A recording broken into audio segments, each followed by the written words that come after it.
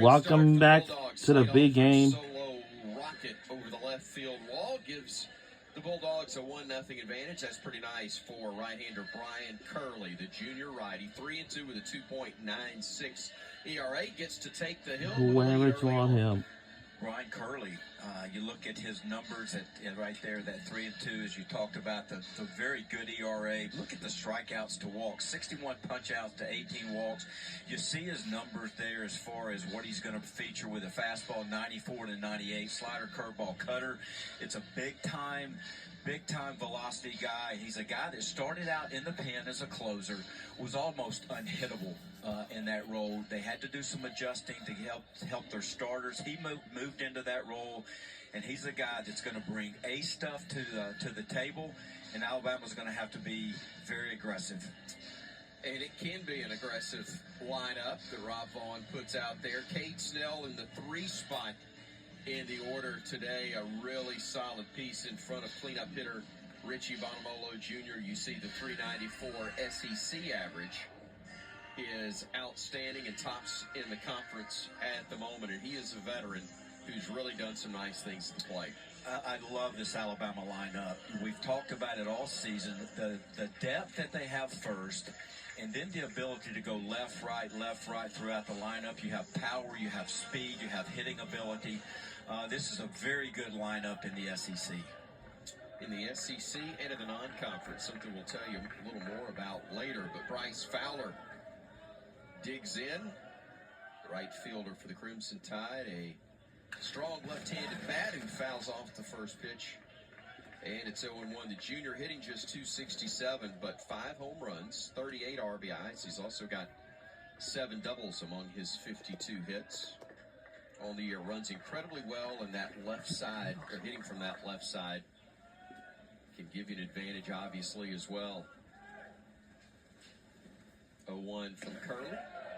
Just misses inside. Christopher Griffith, our plate umpire.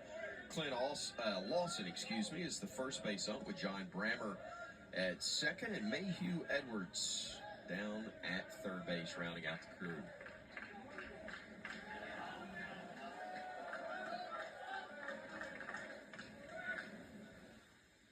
And away on the 1-1. And there's not going to be a lot of secrets in what Curley's going to bring. He's going to be a guy that's going to be very aggressive. He's going to attack the hitters with hard stuff. Everything is hard cutter, hard fastball.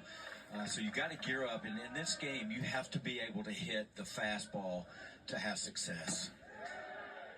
Big breaking ball right there. Came in with a sharp slider, I believe it was, and gets the count to 2-2 against the Madison, Mississippi native.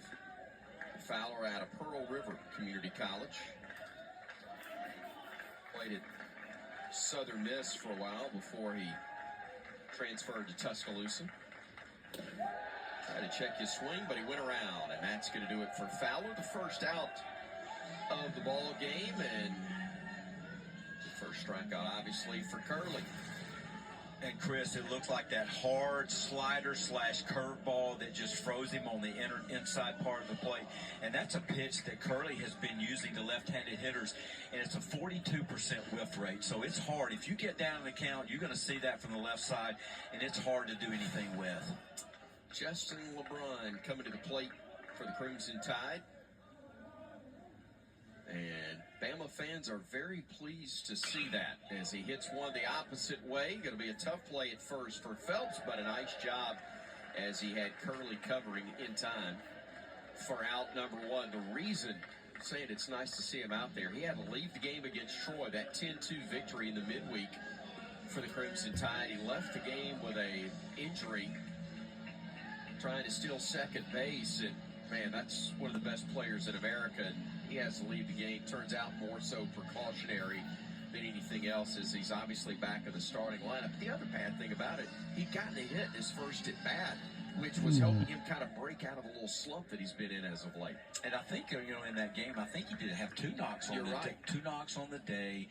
So I'm not so sure, Chris, that, hey, had a chance to reset, go in the dugout, and thankfully it was just because they wanted to be, as you said, be very precautionary with him. Ooh, what a play at first by Phelps, snaring that Line drive off the bat of Cade Snell would have been 2 easily. Instead, it's out number 3. The Tide goes in order as the Dogs flash the leather in the home half after they swing the bats big in the first.